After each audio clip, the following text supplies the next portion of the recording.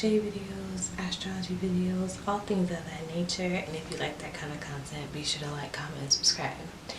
Now today, you're gonna have to excuse me, my voice is very raspy. I'm just coming back from over a cold. But today what I wanted to do is to show us some beginner stitches, beginner advice, and anything that you'll need to start crocheting. So let's get into the video. So the first thing that you're going to want to do is to check the size hook that you need. So this is a heartland yarn, and if we take a look, then that's a 6mm hook. But today we're going to be using leftover from this Karen Cakes yarn, which I only need a 5mm hook. So the first thing we're going to do is get started with our slip knot. So one of the ways that I like to do a slip knot is to first wrap it around your finger, twist it, and pull the loop that has the rest of the yarn through it. Okay, so let's try that again. So we're going to wrap the yarn around our finger,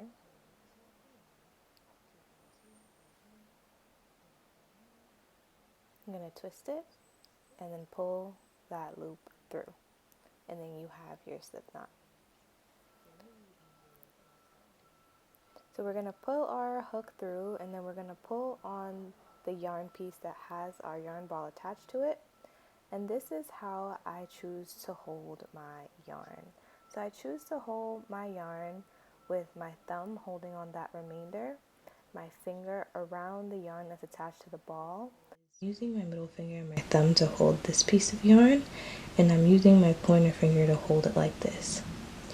I hold my hook with 3 fingers at the bottom, 1 finger up here, and then my thumb at this point right here.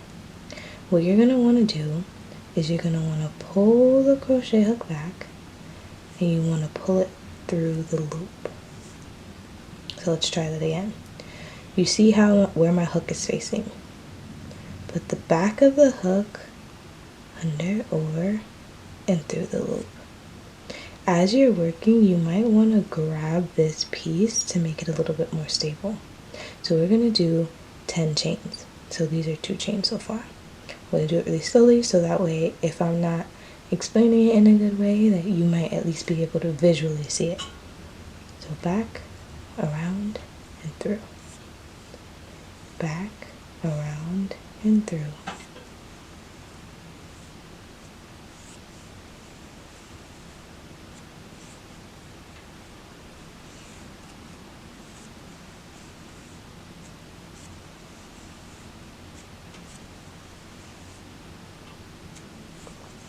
So there I have my 10 chains. What we're going to do now is that we're going to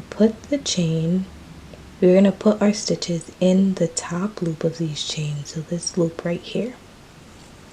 We're going to start off with a single crochet. So when you have a single crochet, you're going to chain the amount that you need, which is 10 for us. And then you're going to chain 1 more. Okay. The reason why we chain 1 more when we do a single crochet is because if we don't, then it'll go down to 9 stitches. Okay, because we need a turning chain. So we're gonna go through this loop, the top loop. Remember how I said that before?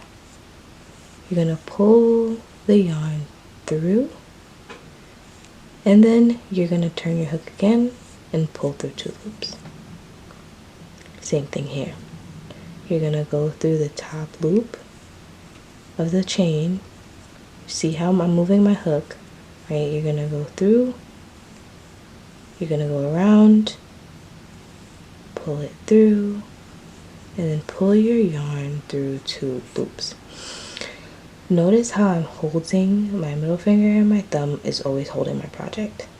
My fingers are always holding my hook. I have good control. So we have 2 stitches so far. Pull through 2, pull through 2. Go through the hook, wrap it around, through, and pull through 2. Another thing that I do very often is that I push it through and I'm holding this yarn. So do you see how if I'm not holding this yarn, it's like, how am I supposed to get it through the hoop? So oftentimes I hold this yarn and I pull it through, wrap it around, and then I hold it again, and then I pull through two. Once again, we're going to finish the row with single crochet. So fast, it looks like this. Push through, pull up, pull through two. Go through, turn it around, pull through two. And this is what your stitch would eventually look like. And we're going to start the second row so that you can see what that would look like as well. Alright, so now we have our first row done. We're going to chain one again because we do that every time we chain a row, and we're going to simply turn our work until it's faced this way. Now, if this looks very different than our chain, that's very important, because what you're going to want to do is you want to go through these two loops. A mistake that I made when I first started crocheting was that I would go through here, I would go through here. You are going through this first hole right here, so that when you look at your work like this, you see these two lines. So just like how we started the chain, we're going to go through, turn around, and pull through two. That's how you do the single crochet. And same thing here. You're going to find that loop where you go through here and do your single crochet. When you have a good grasp on how these stitches go, you'll be able to do it by straight up feeling it or looking at it. But as you're first starting out, really make sure that you're putting the stitches where they need to be. Okay? So once again, I'm looking for that space. Sometimes you could pull your project apart to help you a little bit better.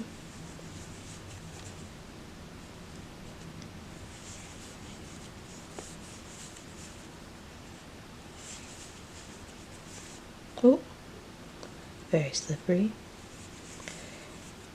And the last stitch. Do not forget the last stitch. Something too is that when you're first starting crocheting, you might accidentally add a row, which you do not want to do. Okay, so make sure that as you are here, you count your stitches to make sure that you have the same exact number. 1, 2, 3, 4, 5, 6, 7, 8, 9. And that last one is 10. And that is your single crochet. So on the same project, you will do the same thing for half double crochet, but you will chain 2. Okay? So we want to chain 2. And then you're going to find this first hole. And something I want to say is that the chain is the same for every single row. So for every crochet project, you're going to have to chain, but if you eliminate the first and second row, you'll have your half double crochet, if that makes sense. So the difference with half double crochet is that you're going to pull your hook over one and then go in. Move your hook around, and then you're going to pull through all 3 loops. So I'll do that slower. Pulling our project apart to find where we're putting our stitches. We're going to go under. We're going to go in. We're going to go under again and pull through. And then we'll pull through 3 on our hook. Once again, you see how I'm holding my project, and I'm holding it on this side too. You don't want your project to get away from you because then it's going to be hard. Under, through, under again, pull through all 3.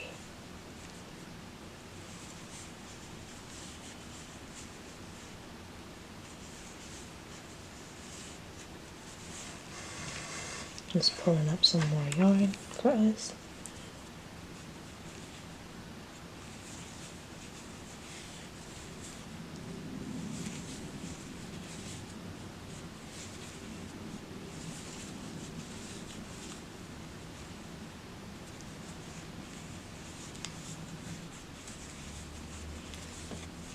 Okay, so do you see how the single crochets are very tiny?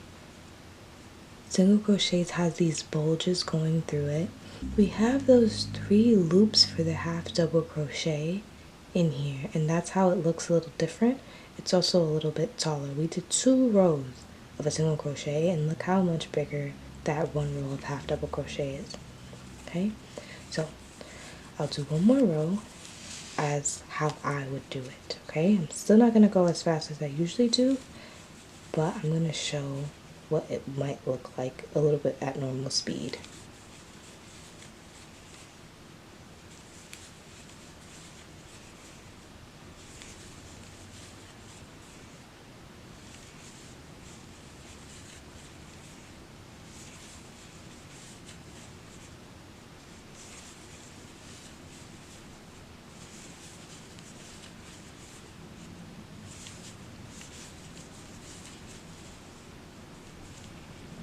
And don't forget that last stitch there. All right, so my last stitch that I'm going to show you guys today is the double crochet. Okay, so this one you're also going to chain 2, turn our work. So far we did 2 rows, 1, 2 of single crochet, 2 rows of half double, 1 and 2, and then now we're going to do a double crochet. So we're going to yarn under again, pull through, and pull through with these 3 loops on our hook. We are only going to pull through 2 and then pull through 2 again, and that's the double crochet. So do you see how this height is much taller than any half double or single crochet? This is really great for projects that you want to work up very fast. So you're going to go under, pull through, under again, pull through 2, pull through 2, yarn under, yarn through, yarn under again, pull through 2, pull through 2. Okay, yarn under, pull through 1, pull through 2, and pull through 2.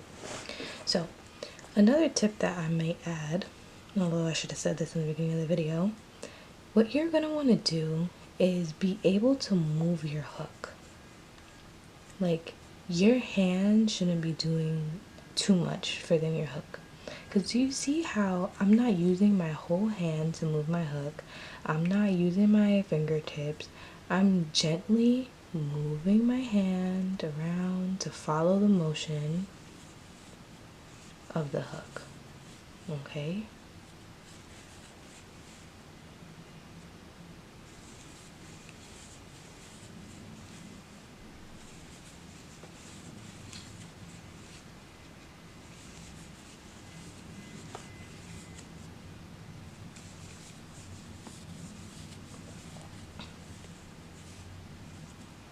So do you see how, as for the half double, which is down here, you can see those twisted ridges?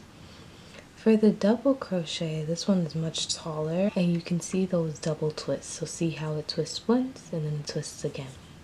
So I'll do one more row to finish it off. And as I'm finishing, I will also be closing out this video, and I will say practice, practice, practice makes perfect. All right, my first crochet project was a bucket hat, and it was not giving what it was supposed to give, as my students would say, and I hated it. I also made a bee that was like godforsaken. You remember when everyone had those crochet bee phases, and it was just like a hot mess, and I was not feeling it. So practice makes perfect, and like now I'm able to make like really cool projects. So I think it's really fun to be able to see yourself kind of grow, and to be able to have a craft in which you can make clothes and make different items for yourself. I had to voice over this bit because there was a really loud truck outside, but basically what I was saying was let me know any video suggestions that you will like. Once again, my name is Brianna. I like to film crochet and spirituality content, and if you like that kind of content, be sure to like, comment, and subscribe. And have a really good day, and goodbye.